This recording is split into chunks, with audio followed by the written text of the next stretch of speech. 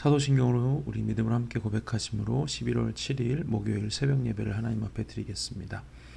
전능하사 천지를 만드신 하나님 아버지를 내가 믿사오며 그 외아들 우리 주 예수 그리스도를 믿사오니 이는 성령으로 잉태하사 동정녀 마리아에게 나시고 본디오 빌라도에게 고난을 받으사 십자가에 못 박혀 죽으시고 장사한 지 사흘 만에 죽은 자 가운데서 다시 살아나시며 하늘에 오르사 전능하신 하나님 우편에 앉아 계시다가 저리로서 산자와 죽은 자를 심판하러 오시리라. 성령을 믿사오며 거룩한 공회와 성도가 서로 교통하는 것과 죄를 사하여 주시는 것과 몸이 다시 사는 것과 영원히 사는 것을 믿사옵나이다. 아멘. 오늘 우리에게 주신 하나님의 말씀은 시편 65편 1절에서 13절까지 말씀입니다. 시편 65편 1절에서 13절 말씀입니다. 하나님이여 찬송이 시온에서 주를 기다리오며 사람이 서원을 주께 이행하리이다. 기도를 들으시는 주여 모든 육체가 주께 나오리이다. 죄악이 나를 이겼사오니 우리의 허물을 주께서 사하시리이다. 주께서 택하시고 가까이 오게 하사 주의 뜰에 살게 하신 사람은 복이 있나이다. 우리가 주의 집 곧 주의 성전의 아름다움으로 만족하리이다. 우리 구원의 하나님이시여 땅의 모든 끝과 먼 바다에 있는 자가 의지할 주께서 의를 따라 어미하신 일로 우리에게 응답하시리이다. 주는 주의 힘으로 산을 세우시며 권능으로 띠를 띠시며 바다의 설렘과 물결의 흔들림과 만민의 소요까지 진정하시나이다. 땅끝에 사는 자가 주의 징조를 두려워하나이다.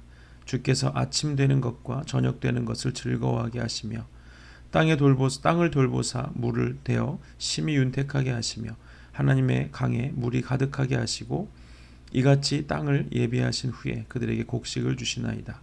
주께서 밭고랑에 물을 넉넉히 대사 그 이랑을 평평하게 하시며 또 단비로 부드럽게 하시고 그 싹에 복을 주시나이다.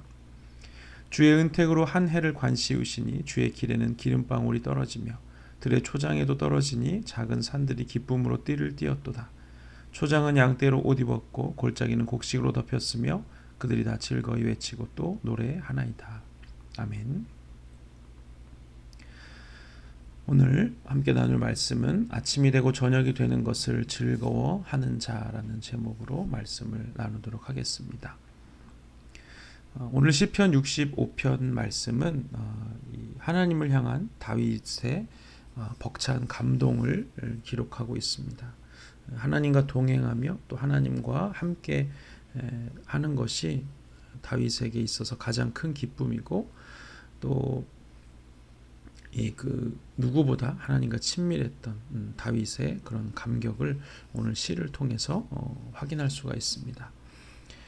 다윗이 쓴 이 시편 65편의 시를 이해하기 위해서는 하나님과의 그런 인격적인 만남을 통해서 한 번이라도 친밀함을 느껴본 사람만이 아마 이 시의 그런 감격을 느낄 수 있을 것입니다. 하나님을 친밀하게 경험해본 사람이라면 그 하나님과의 친밀하게 누리는 그 감격이 이 세상의 무엇과도 바꿀 수 없다는 것을 압니다. 다윗은 그 누구보다 하나님과 친밀한 사람이었고 또 그 누구보다 하나님과 깊은 교제를 나누는 사람이었죠. 비록 다윗은 큰 죄를 범하기도 했지만 그러나 다윗은 또 하나님께 나아가서 회개하고 또 용서를 구하며 또 다시 함께 하나님과 있기를 갈망하고 사모하는 사람이었습니다. 마귀가 하는 일은 우리가 죄를 범하여 하나님과 끊어지도록 계속 우리를 유혹하는 것이죠. 우리에게 죄가 있으면 거룩하신 하나님과 함께할 수 없기 때문입니다.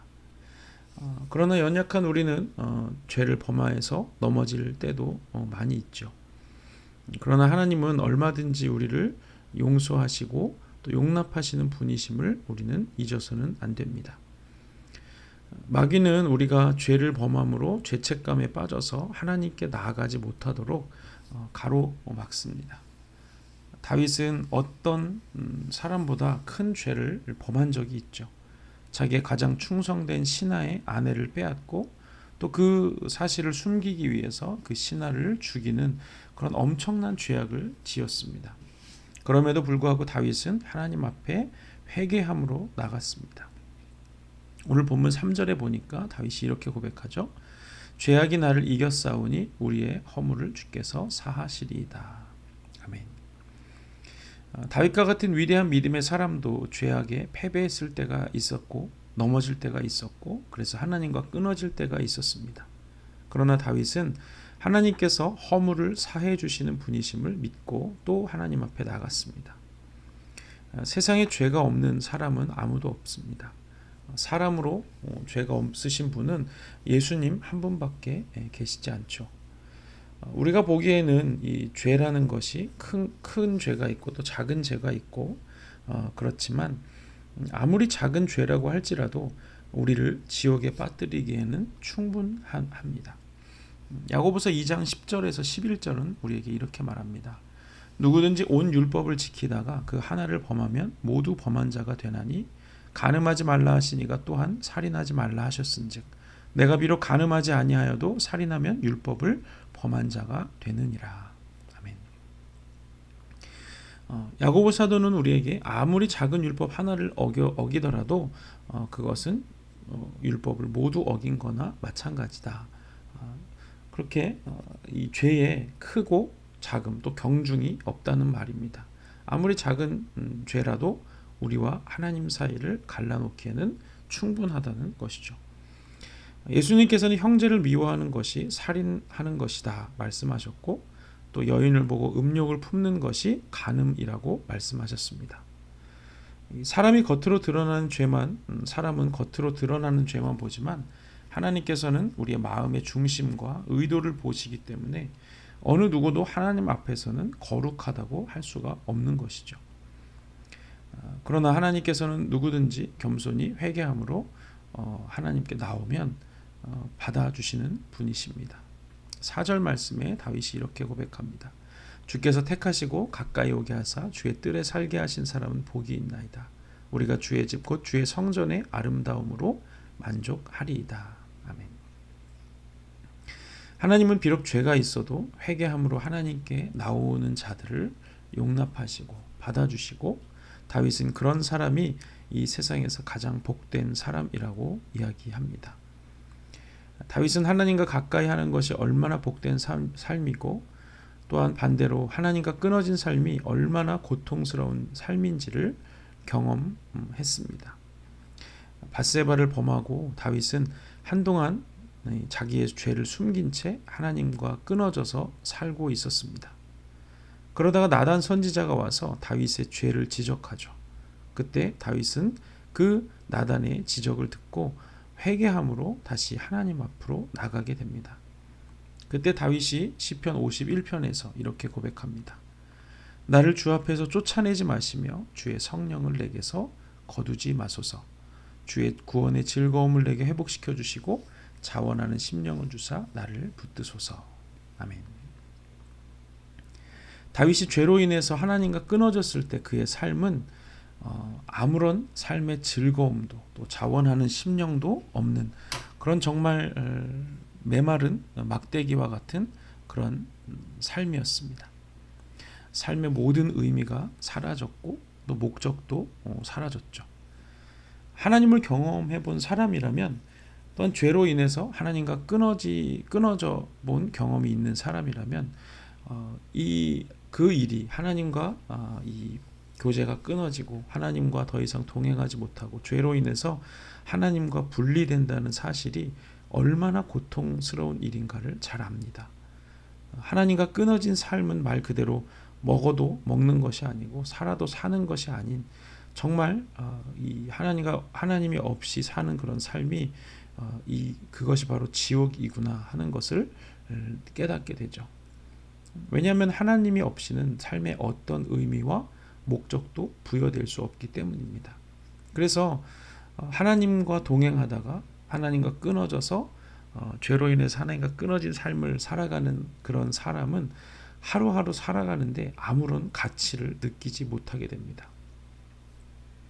다윗이 밧세바를 범하고 나서 그런 시간들을 보내다가 다시 하나님과 관계가 회복되고 회개함으로 하나님과 관계가 회복되고 삶의 목적과 의미가 되시는 하나님으로 인해서 다시 그 삶의 가치가 또 목적이 생기게 되는 것입니다. 물론 다윗이 지은 죄에 대한 대가는 어마어마한 대가를 치르게 됩니다. 그러나 대가를 치르는 일과 또 하나님과 다시 동행하게 되는 것은 다른 것이죠.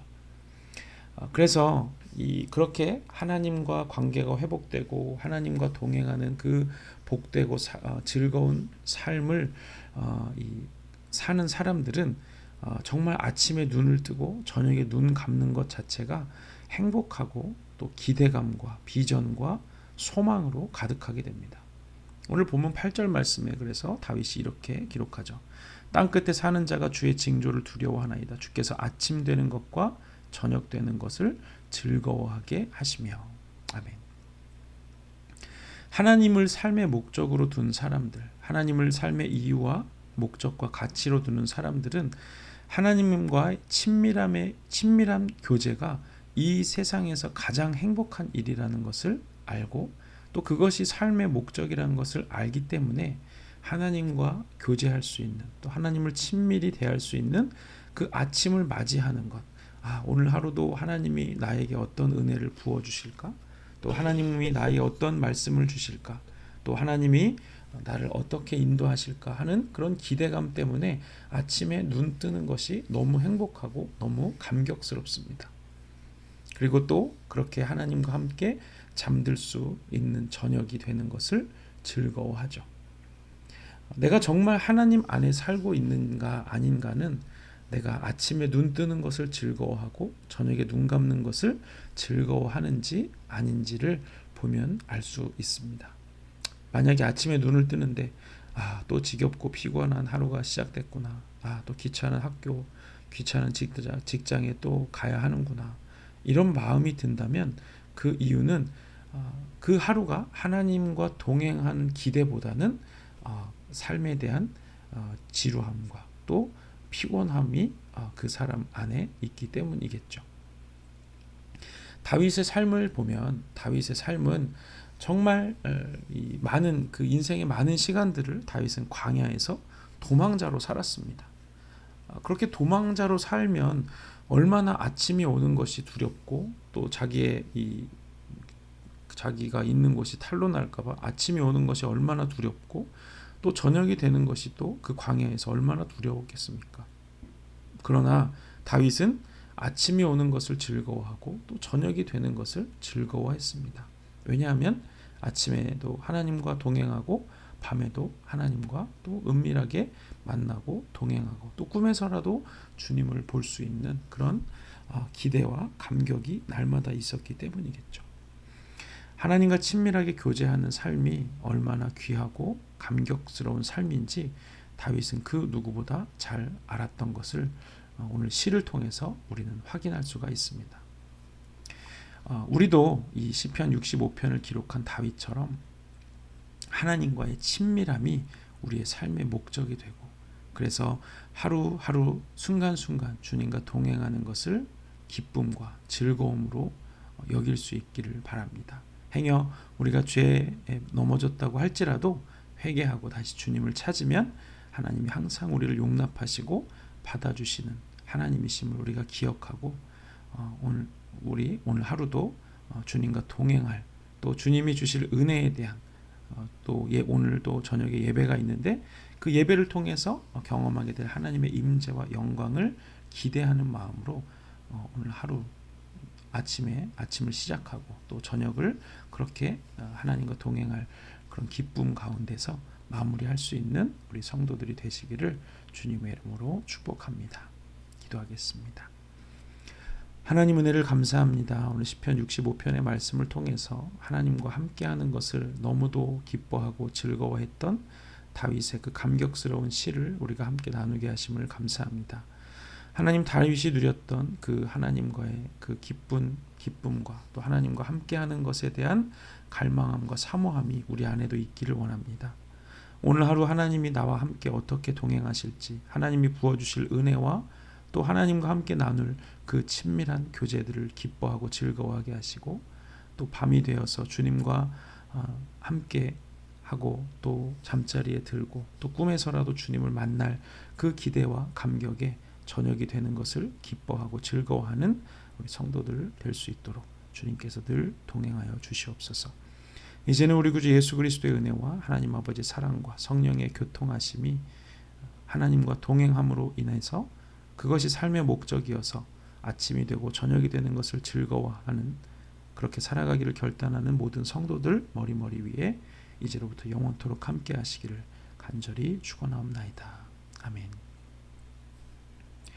감사합니다. 오늘 하루도 주님과 함께하는 즐거운 하루 되시기를 바라고, 저녁에 예배가 있습니다. 저녁 예배 때에도 주실 은혜를 사모하면서 오늘 하루 승리하시기를 바랍니다. 저녁에 뵙겠습니다. 감사합니다.